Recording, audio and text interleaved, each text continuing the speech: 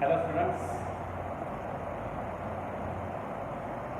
we have seen total 4 properties of game. Let me revise it. Number first, if rows and columns are interchangeable, value of the determinant remains constant. सगळ्याच रोजचं रूपांतर डिटर्मिनंटच्या व्हॅल्यूमध्ये change होत नाही. Number 2,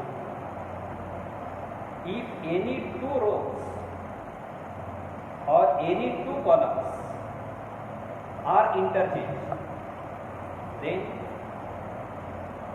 value of the determinant changes in sign.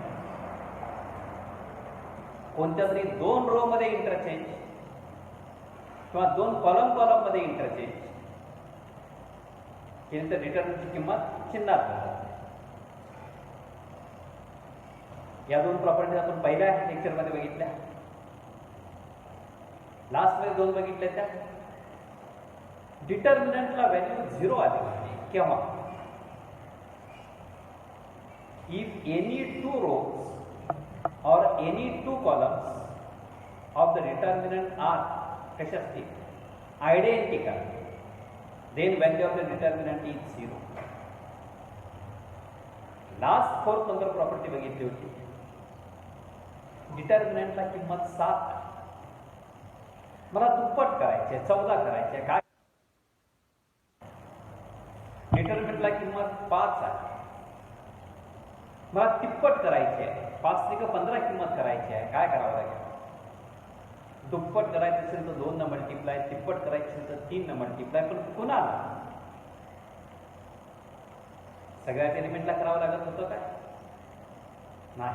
मग कुठल्याच एका single row मधल्या सगळ्या एलिमेंट्सला अथवा सिंगल कॉलम मधल्या सगळ्या एलिमेंट मल्टिप्लाय केलं, ज्या नंबरला मल्टिप्लाय कराल तेवढी पट किंमत होईल. प्रॉपर्टी याची आहे, if each element of any row or column is multiplied by some constant k, then value of the new determinant is k times value of original determinant. रोला किंवा कॉलमला k ने मल्टिप्लाय केलं तर मल्टिप्लाय केलेल्या त्या नवीन डिटर्मिनंटची किंमत काय होईल, पहिल्या डिटर्मिनंटच्या k पट होईल. आणि यातला उलट अर्थ तुम्ही लक्षात ठेवा म्हणालो होतो, मल्टिप्लाय करत असताना जर रोला अथवा कॉलमला करावं लागतंय तर कॉमन बाहेर घेत असताना सुद्धा त्या सगळ्याचे सगळ्या एलिमेंट म्हणून कॉमन असेल तर बाहेर घ्यायची गरज नाही. कॉमन फॅक्टर रो मध्ये असू द्या किंवा कॉमन फॅक्टर कॉलम मध्ये असू द्या, जर तो कॉमन असेल तर अख्ख्या डिटर्मिनंटच्या बाहेर तुम्हाला कॉमन घेता येईल. ही प्रॉपर्टी होती. आणि प्रॉपर्टी नंबर 5,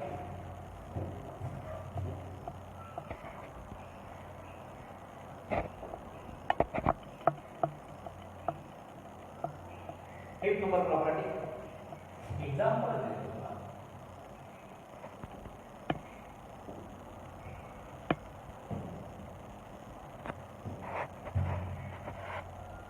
डिटर्मिनंट 3 + 1 4 + 2 -2 7. या डिटर्मिनंटला किंमत किती आहे सोडवा. 3 + 1 म्हणजे हा 4 आहे, हा प्रॉडक्ट 7 × 28 यातून सबट्रॅक्ट करणार मायनस. 4 + 2 म्हणजे हा एलिमेंट 6 आहे, 6 आहे, but it's 2 × -6 -2 × 6 साइड वाली बार और हा नेगेटिव है तो पॉजिटिव है, -2 माइनस ऑफ -4 प्लस 28 + 4 28 आणि 2 30 30 × 10 40. या डिटर्मिनंटला किंमत 40. आता हेच असं लिहिलेलं चालतं का? डिटर्मिनंट काय ऑब्झर्वेशन आहे तुमचं? पहिल्या रोमधले एलिमेंट्स कसे आहेत? प्रत्येक एलिमेंट, प्रत्येक नंबर हा 2 नंबरच्या बेरजेचा आहे. तर बेरजेचे पहिले अंक घेतो मी 3, पहिला अंक 4, या बेरजेचं 3 4 इथं ऍडिशन आहे प्लस दुसरा डिटर्मिनंट बेरजेचे दुसरे अंक डिटर्मिनंट दुसरा, तर इथले बेरजेचे दुसरे अंक 1 2. ह्या सेकंड रो मध्ये बदलत नाही. -2 7 -2 7 -2 7 सोडवत जाऊ. त्यांचं दोघांचं असं रिलेशन कुठलं लागतंय का ते चेक करू. सांगा मी मध्ये साईन वगैरे काय दिला? हा product,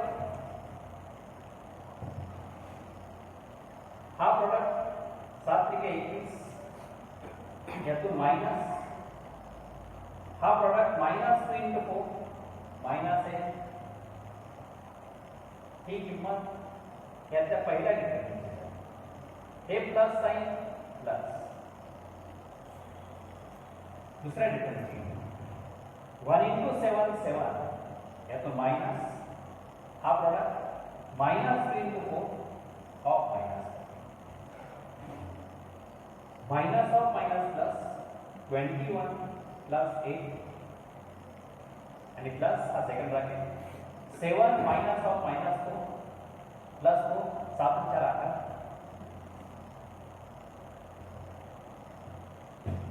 bus 7 plus 2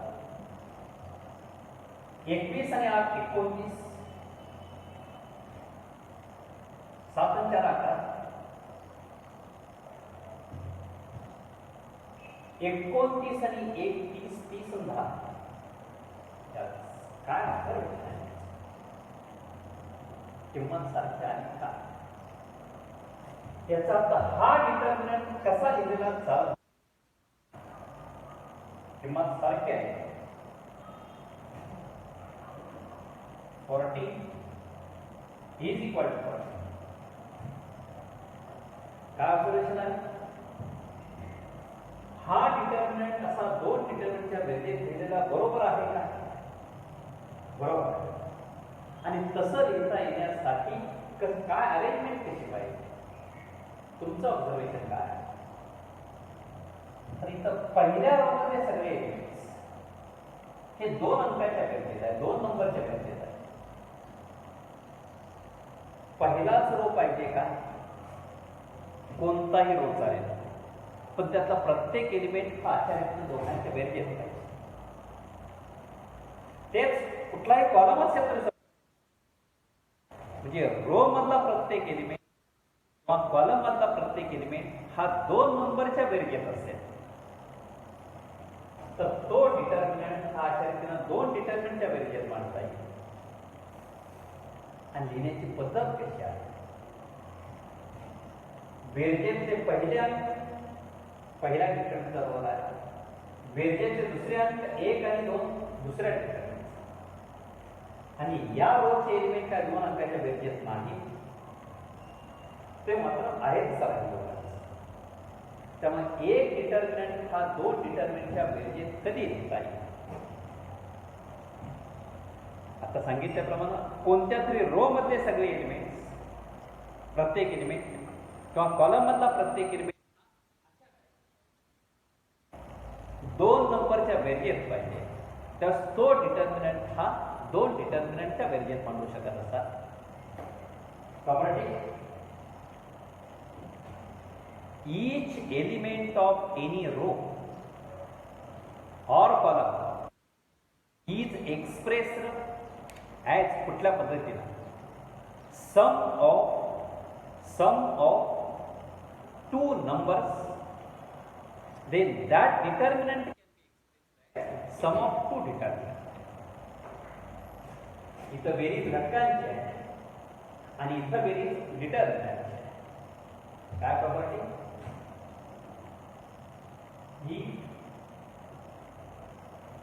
each element of any row or column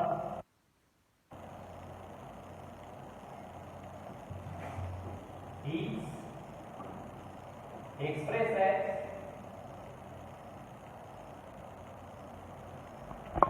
sum of two numbers.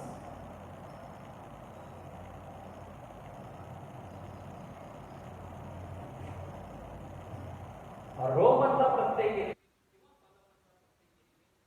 Express झाला पाहिजे. एक्सप्रेस आहे sum of two numbers. Sum of two numbers. आणि जर असं असेल तर काय करता येतं? तोच डिटर्मिनंट हा अशा रीतीनं दोन डिटर्मिनंटच्या बेसिस मानता येतो. That determinant can be expressed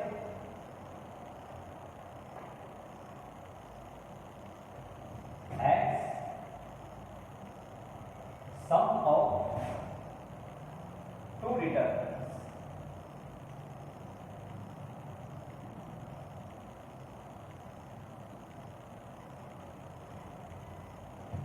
तर तो डिटर्मिनंटचा अशा रीतीनं दोन डिटर्मिनंटच्या बेसिस मानता येईल. मी पहिल्या रोच्या एलिमेंटची बेरीज घेतो. पहिल्या रो मधला प्रत्येक एलिमेंट हा बेरीज घेतला होता.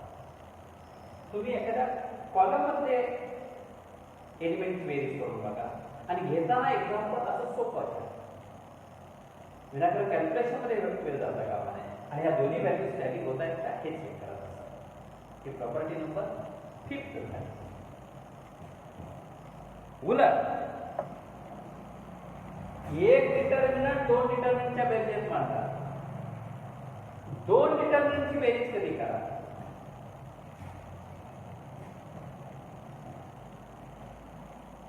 याच्यापूर्वी जर बघितलं असतं ओपिनियन तुमचं, सर तो डिटर्मिनंट उचला आणि ह्याच्या बाबतीत ठेवा आणि एकमेकावरती कोइन्साइड होणाऱ्या एलिमेंटची बेरीज करा, अशी मानसिकता सगळ्या 99% विद्यार्थ्यांची असते. इथं उलटा अर्थ घेऊन देता येत नाही, पण तो समजून तुम्ही घ्यायचा आहे. एक डिटर्मिनंट दोन डिटर्मिनंटच्या बेरीज मांडण्यासाठी ही आहे. दोघांची बेरीज करून एकत्र कधी मांडता येईल? तर दोघांमध्ये एकच रो किंवा एकच कॉलम वेगळा असला पाहिजे. बाकीचे जेवढे असतील तेवढे सारखे. आता इथं ऑर्डर 2 चा डिटर्मिनंट घेतलाय, एक वेगळा म्हणलं तर एक सारखा. पण ऑर्डर 3 चा डिटर्मिनंट घेतला तर आणि त्या दोघांची बेरीज करायची असेल तर दोघांमध्ये एकच रो किंवा एकच कॉलम वेगळा असला पाहिजे. बाकीचे जेवढे आहेत तेवढे सारखे पाहिजे. आता इथं -2 7 -2 7 सारखा आहे. बेरीज किती का जो सारखा आहे तो आहे बेरीज करायची. जो एक सिंगल रो किंवा जो एक सिंगल कॉलम दोघांमध्ये वेगळा आहे त्यांचीच फक्त बेरीज होत असेल. 3 4 1 2 हा रो वेगळा आहे त्याची तेवढी बेरीज. बाकीचे जेवढे सारखे रोज किंवा सारखे कॉलम्स असतील त्यांची बेरीज करायची नाही. दोन डिटर्मिनंटची बेरीज करण्यासाठी अट काय असेल तर दोघांमध्ये एकच रो किंवा एकच कॉलम वेगळा असावा आणि बेरीज फक्त वेगळ्या असणाऱ्या रोची किंवा वेगळ्या असणाऱ्या कॉलमची बेरीज होत असेल. ओके, ठीक.